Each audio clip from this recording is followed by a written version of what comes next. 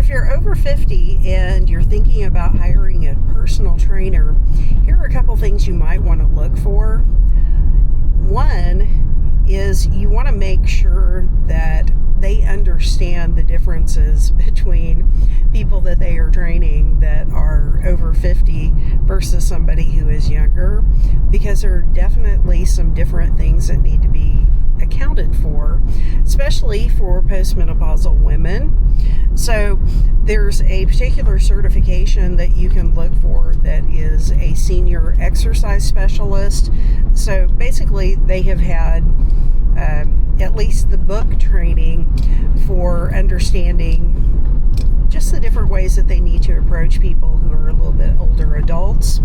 You might also want to look for somebody who has a corrective exercise specialty, so that if you have any kind of old injuries, if you have knees that need to be protected a little bit more, or if you have back pain or sciatica, any of those different potential ailments that we tend to have as we age, then you might want to get somebody who understands how to work with you through those, who understands the movement patterns for correcting when you have balance issues, or when you are not symmetrical in your muscle development.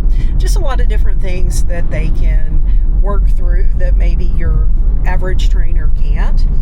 And then know that you have the option of picking a trainer that fits with your personality. There are a lot of different options in any given gym. Some are going to be more empathetic, some are going to be more tough love. So find somebody who has a training philosophy and personality that fits with you. Some trainers are going to be more outgoing, some are going to be more introverted, but you want it to be a comfortable time for both of you.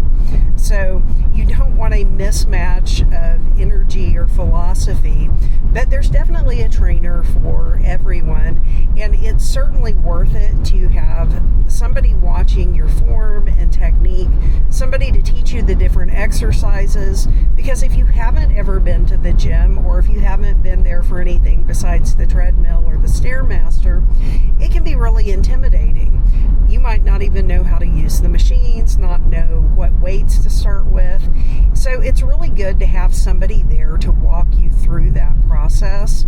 Most gym memberships are going to include that first session, or maybe even a couple of sessions for free. They want to get you into the personal training by having you try them out. But more importantly, they want you to start out your membership understanding how to use all of the equipment and get the most out of it. So don't be afraid to go to the gym, ask questions, and if you're afraid of finding a trainer or don't feel comfortable with that, find somebody that looks like they'd be willing to talk to you, because most people in the gym, they are happy to have those conversations. I know I'm one of them. I've been weight training since I was about 21 years old. It's something that I have really enjoyed, so I know proper form and technique and can help people get started. So, don't be afraid to ask questions, and don't be afraid to get in there, because muscle is the best thing that we can build for ourselves as we get older.